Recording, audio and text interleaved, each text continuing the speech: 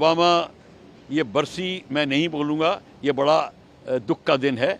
मैं बरसी नहीं मना, अगर आप उनकी बरसी बनानी है तो बरसी बनाने का तरीका है कि आप वो चीज़ों को दूर करिए जिनसे उन वीरों ने शहादत प्राप्त की थी। क्यों? इसलिए की थी कि हमारा इंटेलिजेंस फेलियर हुआ था। क्यों फेलियर हुआ था? क्योंकि आपकी इतनी सिक्योरिटी एजेंसीज और इतनी फाइटिंग एजेंसीज हैं कि उनका command and control and coordination नहीं है। ये प्रॉब्लम है।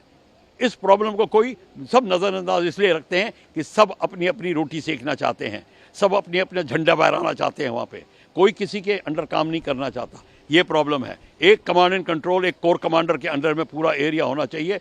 सारी एजेंसीज उसको रिपोर्ट करें। सारी जो इंटेलिजेंस गैदरिंग है एक ऑपरेशन रूम में आनी चाहिए और फिर काम होगा। फिर आप अब हमारे पुलवामा के शहीदों को करेक्ट श्रद्धांजलि पेश करेंगे। देखिए, बलून वाला मामला बिल्कुल क्लियर है। चाइना बलून छोड़ रहा है इंफॉर्मेशन गैदर करने के। बलून से इंफॉर्मेशन गैदर करना बड़ा सस्ता पड़ता है। अगर एयरक्राफ्ट से करोगे या सैटेलाइट से करोगे वो महंगा पड़ता है। कई बार सैटेलाइट्स वहाँ उस एरिया को कवर नहीं कर रही होती और कई बार सैटेलाइट्स की जो पिक्चर होती है वो क्लियर नहीं होती। कई बार कोई कारणवश कोई ऐसा वेदर हो, उसको अवॉइड करने के लिए आपके पास में बलून्स हैं जो कि ड्रिफ्ट करते हैं। और ये मैं बता दूं, चाइना ही नहीं कर रहा, बहुत कंट्रीज़ कर रही हैं, बलून भेज रही हैं और बहुत कंट्रीज़ एक जगह से दूसरी जगह बलून के इंटेलिजेंस गैदर करते हैं।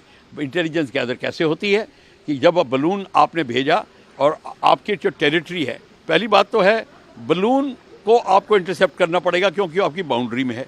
बाउंड्री में कैसे है? 100 किलोमीटर आपके जो लैंड बाउंड्री होती है उसके ऊपर जो एनवेलप होता है वो आपकी टेरिटरी होती है। जो आपकी टेरिटरी में आपकी इजाज़त के बिना घुसा है उसका इंटरसेप्शन करके उसकी पूछताछ करना आपकी जिम्मेवारी है। आप कोई भी मिलिट्री एक्शन ले सकते हैं।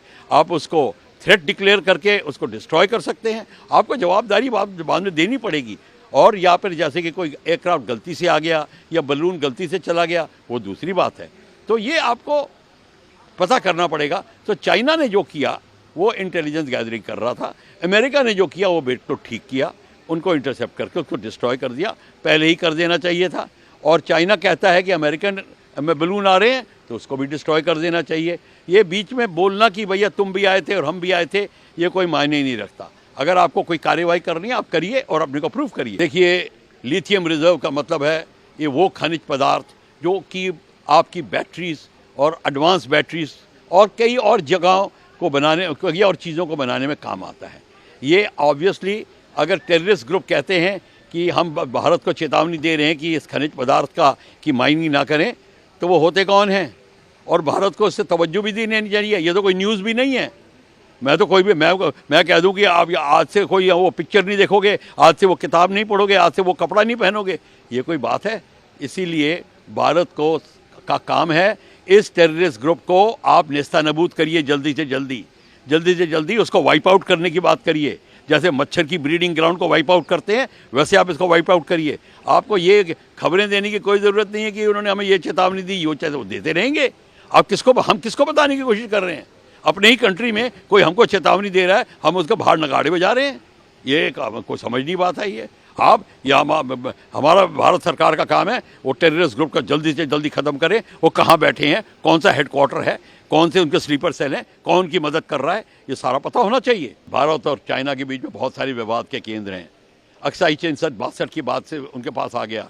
48,000 स्क्वायर किलोमीटर से 50,000 स्क्वायर किलोमीटर चाइना ने रखा हुआ है। अक्साई चीन शख्सगाम मिला के, तो शख्सगाम पाकिस्तान ने दिया था 6,000 किलोमीटर। अक्साई चीन उनके पास है। देखिए, अगर मैं चाइना हूँ और मैंने अक्साई चीन को ऑक्यूपाई किया है, मैं यहाँ पे रनवे भी बनाऊंगा, रेलवे लाइन भी बनाऊंगा, क्यों नहीं बनाऊंगा? भारत का काम है उसको ले वापस। हमें तो अपना प्लान करना चाहिए कि हम अक्साई चीन कितनी जल्दी वापस ले रहे हैं। हमको ये वो रेलवे बनाएंगे। उन्होंने रेलवे आपके बॉर्डर तक बना दिए, तो क्यों नहीं बनाएंगे? उनको आपसे लड़ाई करनी है और एफिशिएंटली लड़ाई करनी है। वो अपने टैंक कैसे लाएंगे? बाई ट्रेन लाएंगे। तो वो तो अपना काम कर रहे हैं। हम क्या कर रहे हैं? हमें अपना देखना है।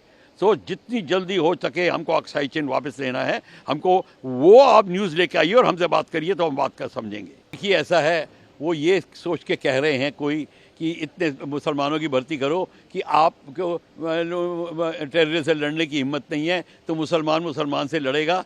और वो ये देखिए, मुसलमान अगर वो भारत का बेटा है, वो फौज में जाना चाहता जाए, उसे कौन रोकता है? आप उसको 30%, 100% ये कौन कहने की बात ही नहीं है। अगर वो जो ये तो एक पॉलिटिकल मुद्दा किसी ने उठाया है सुर्खियों में आने के लिए, वो तो आ गया, पर उससे क्या फ़र्क पड़ता है? मुसलमानों को किसी ने रोका थोड़ी है कि फ़ौज में नहीं आ सकते। आपकी फ़ौज की रेजिमेंट्स में है, आपकी कंपनियां हैं, कायम खानी मुस्लिम की है और दूसरे मुस्लिम्स की रेजिमेंट में है, बटालियंस हैं, आर्टिलरी में है, इन्फेंट्री में है, उनके एक एक कंपनी उनकी होती है, जैसे कि बाकियों की अहीर की होती है, जाटों की होती है। तो उसमें मुसलमानों की है तो है ही, वो तो फौज में हैं और कब से हैं, और बड़े बड़े हमारे होनहार योद्धा मुसलमान हुए हैं, एक से एक हुए हैं। आप हमीद का नाम ले लीजिए, परमवीर चक्र लिया है, और जो ब्रिगेडियर उस्मान का नाम ले लीजिए, वो सब परमवीर चक्र विजेता हैं, वो बहादुर हैं, वो देश के बेटे हैं।